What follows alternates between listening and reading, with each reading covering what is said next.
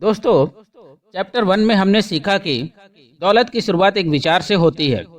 विचार ही वस्तु है और ये बेहद शक्तिशाली वस्तु है। जब इसके साथ निश्चित लक्ष्य हो, लगन हो और इसके सहारे दौलत या किसी दूसरी भौतिक वस्तु को हासिल करने की प्रबल इच्छा जुड़ी हुई हो।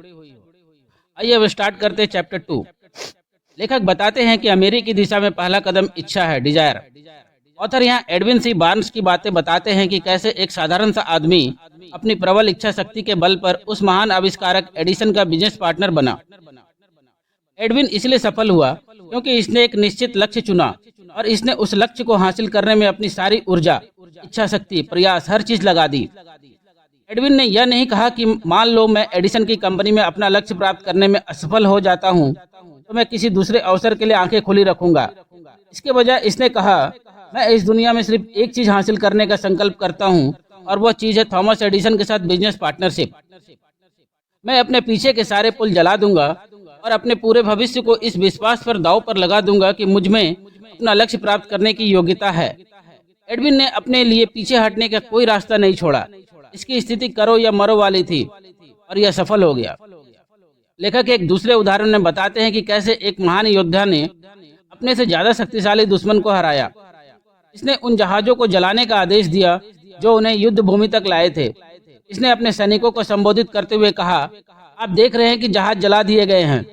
इसका मतलब है कि हम यहाँ से तब तक जिंदा नहीं लौट सकते जब तक कि हम जीत ना जाए। हमारे पास कोई अन्य विकल्प नहीं है, या तो हम जीतेंगे या फिर हम मर जाएंगे। और वे जीत गए। ऑथर बताते हैं कि हर वह आदमी जो किसी काम में जीत हासिल करना चाहता है उसे अपने जहाज को जलाने के लिए तैयार रहना चाहिए और अपने पीछे हटने के सारे रास्ते बंद करने का इच्छुक रहना चाहिए। यही करके हम यह सुनिश्चित कर सकते हैं कि हमारे मस्तिष्क में जीतने की वह धधकती हुई प्रबल इच्छा बनी रहेगी जो कि सफलता के लिए अनिवार्य है। 500 अमीर लोगों से डिस्कशन करने के बाद लेखक ने प्रबल इच्छा को सोने में बदलने के 6 निश्चित प्रैक्टिकल कदम बताए हैं। फर्स्ट, हमें अपने दिमाग में पैसे की वह निश्चित मात्रा सोचना है जिसे हम हासिल करना चाहते हैं। केवल यह कहना सही नहीं है कि मैं ढेर सारा पैसा चाहता हूँ। एक निश्चित रकम हमें सोचना है, जैसे 1 CR, 5 crore, 10 crore. Second point, अब हमें यह डिसाइड करना है कि इस पैसे को प्राप्त करने के लिए हम क्या दे सकते हैं। मतलब इस दुनिया में मुफ्त में कोई चीज नहीं मिलती। थर्ड पॉइंट, अब हमें एक निश्चित तारीख तय करना है कि कब हम अपनी इच्छित धनराशि को प्राप्त कर लेंगे। जैसे आप लिख सकते हैं, मैं 5 दिसंबर 2022 शाम 4 बजे तक अपनी इच्छित धनराशि प्राप्त कर लूंगा। फोर्थ पॉइंट, अब हमें एक निश्चित योजना बनाना है कि किस तरह हम अपनी प्रबल इच्छा को प्राप्त करेंगे और फिर चाहे हम तैयार हो या ना हो, हमें एकदम काम में जुटना होगा और उस योजना को कार्यरूप में लाना होगा। जैसे अगर आप बिजनेस करते हैं तो आपको कितना % ग्रोथ लाना होगा उस धनराशि को प्राप्त करने में, और वह ग्रोथ कैसे आएगा आपको इस पर वर्कआउट करना पड़ेगा। फिफ्थ पॉइंट में हमें एक स्पष्ट और संक्षिप्त ब्यौरा लिखना है कि हम कितनी रकम हासिल करना चाहते हैं, इसकी समय सीमा, हम इस धनराशि के बदले में क्या देना चाहते हैं और वह योजना जिसके द्वारा हम इस धनराशि को हासिल करना चाहते हैं। सिक्स्थ पॉइंट, अपने लिखे 5 पॉइंट को दिन में कम से कम 2 बार पढ़ना है। जब हम इसे पढ़े तो हमें यह विश्वास करना है कि इतना पैसा अभी हाल में मेरे पास मौजूद है।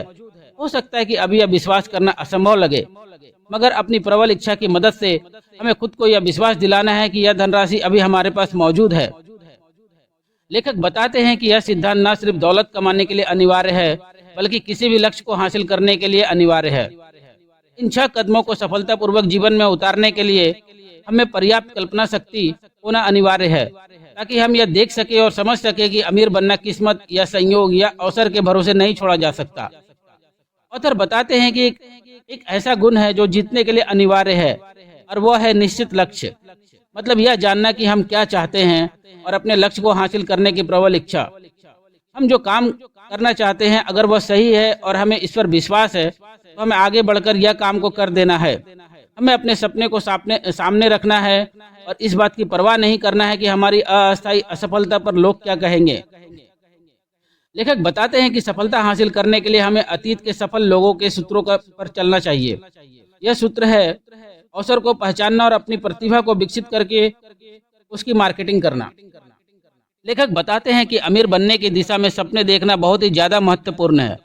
जैसे थॉमस एडिसन ने एक ऐसे बल्ब का सपना देखा जो बिजली से चले। वे 10,000 बार असफल हुए मगर अपने सपने को साकार करने में जुटे रहे जब तक कि वह सपना सच नहीं हो गया।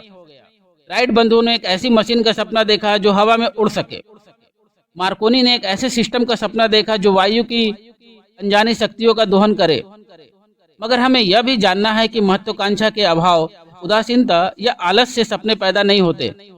लेखक बताते हैं कि सफल लोगों की जिंदगी का टर्निंग पॉइंट आमतौर पर किसी संकट के समय आता है, जिस समय उन्हें अपने दूसरे व्यक्तित्व का पता चलता है। जैसे महात्मा गांधी के जीवन में तब टर्निंग पॉइंट आया जब उनकी घोर बेइज्जती की गई। ऑथर बताते हैं कि कोई भी आदमी तब तक नहीं हारता जब तक कि वह अपनी हार को सच के रूप में स्वीकार नहीं करता। किसी चीज की चाह रखने और उसके लिए तैयार रहने में फर्क होता है।